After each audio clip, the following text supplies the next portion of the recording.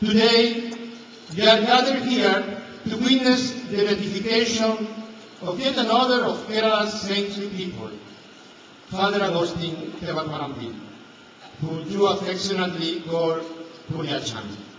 And Father Agustin is the first diocesan priest of India to be raised to the honors of the altar. And one of the first, in this last time, there was very few diocesan priests in the world to be raised to the altar for this unique celebration. And that too, within the short span of just 33 years after his death. It's almost, yes, among the records in that, very fast. To go deeper to the real sense of the priesthood and to the radical commitment of every priest to the holiness. Through the characters of sacred orders, God will to ratify that eternal covenant of love. ലോകത്തിൽ നിസ്സാരരായിട്ടുള്ള ആളുകളെ ശക്തന്മാരെ ഭോഷയാക്കുവാനായിട്ട് കർത്താവ് തന്റെ ഉപകരണങ്ങളാക്കാറുണ്ട്. ഇതിന്റെ അത്ഭുതങ്ങൾ പ്രവർത്തിച്ചു. അതുകൊണ്ട് കുഞ്ഞച്ചനെ വാഴ്ത്തപ്പെട്ടവനായിട്ട് പ്രഖ്യാപിക്കുന്നുവെന്ന് നാം കരുതാറുണ്ട്.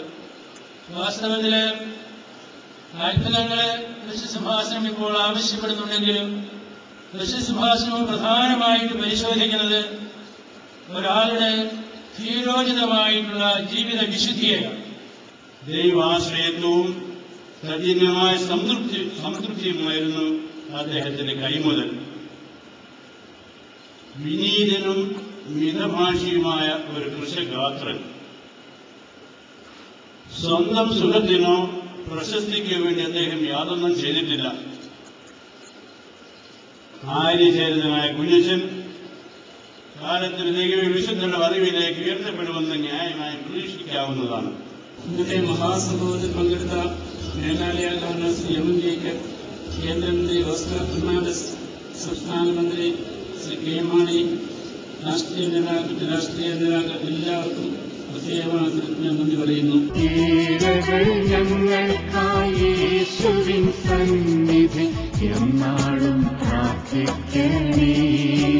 പാവപ്പെട്ട ആളുകളുടെ ആ വലിയ ആഗ്രഹം സാധിച്ചു കൊടുക്കുമ്പോൾ, അന്നൊന്നിയപ്പത്തിന് വേണ്ടി ബുദ്ധിമുട്ടുന്ന അവരുടെ വിഷമങ്ങളിൽ അവരെ സഹായിക്കുമ്പോൾ തീർച്ചയായിട്ടും ഒരിക്കലും അവർക്ക് മറക്കാൻ സാധിക്കുകയില്ല.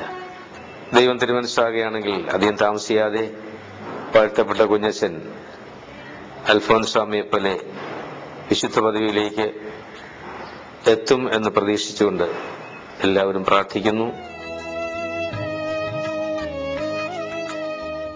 The room in which the Blessed Kunyachan lived and the various articles he used are preserved with immense care and reverence. All these things which make alive the sacred memory of Kunyachan can be seen in the Kunyachan Museum. സ്നേഹപ്രവാചകൻ Kunjachan പാവങ്ങൾക്കായി ജീവിച്ചവൻ. സ്നേഹപ്രവാചകൻ Kunjachan പാവങ്ങൾക്കായി ജീവിച്ചവൻ. സ്നേഹസ്വരൂപനാ ഈശോതൻ ഹൃദയത്തെ ആഴമായി സ്നേഹിച്ച നല്ലിടയൻ. സ്നേഹസ്വരൂപനാ ഈശോതൻ ഹൃദയത്തെ ആഴമായി സ്നേഹിച്ച നല്ലിടയൻ. സ്നേഹപ്രവാചകൻ Kunjachan പാവങ്ങൾക്കായി ജീവിച്ചവൻ.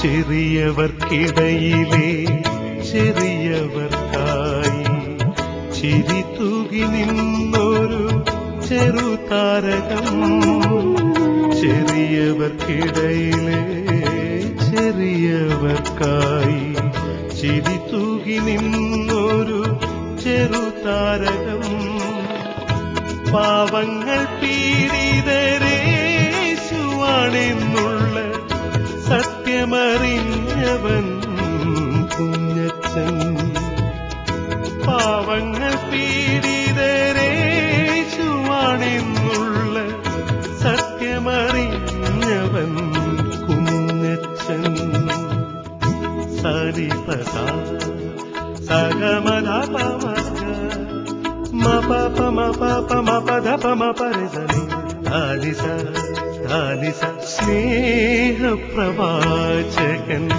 Kunjachan പാവങ്ങൾക്കായി ജീവിച്ചവൻ. The whole place is permeated with his humility, simplicity, and holiness.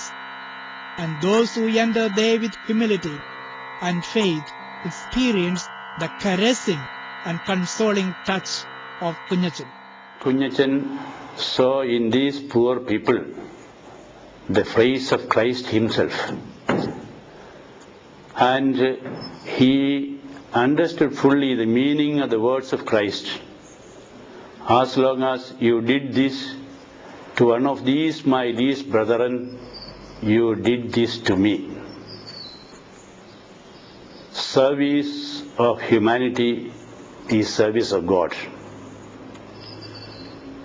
In this service, Kunyachan sanctified himself, and this is the secret of his sanctity. Many books have been written on the heroic life of Kunyachan in different languages.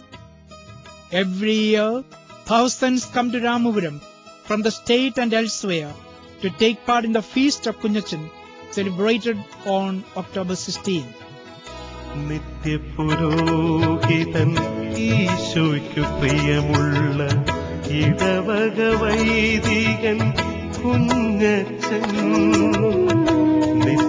നിത്യപുരോഹിതൻ ഈശോയ്ക്കു പ്രിയമുള്ള ഇടവക വൈദികൻ കുഞ്ഞച്ചൻ മുറിവാർന്ന ക്ഷതമുള്ള മേഷഗണങ്ങൾക്കായി അനുദിനം മുറിഞ്ഞവൻ കുഞ്ഞച്ചൻ മുറിവാർന്ന ക്ഷതമുള്ള മേഷഗണങ്ങൾക്കായി അനുദിനം മുറിഞ്ഞവൻ Kunjachan സരിപദ സഗമദപമഗ മപപ മപപ മപദപ മപരസനി ധാനിസ ധാനിസ സ്നേഹപ്രവാചകൻ Kunjachan പാവങ്ങൾക്കായി ജീവിച്ചവൻ. Devaparambal Kunyachan now shines and sparkles like a star in the minds of innumerable people, giving them spiritual joy and contentment. God received through his heavenly intercession began to flow to this place. His fame as a saint has reached every nook and cranny. It is being echoed and re-echoed through thousands of lips. The shrine of Kunyachan has become a synagogue and Ramapuram a great pilgrim center. People from all walks of life, from far and near, flock to the tomb of Kunyachan with bowed heads and ardent hearts. Kunyachan becomes their solace and refuge. Blessed Theophil Kunyachan continues to shower his blessings.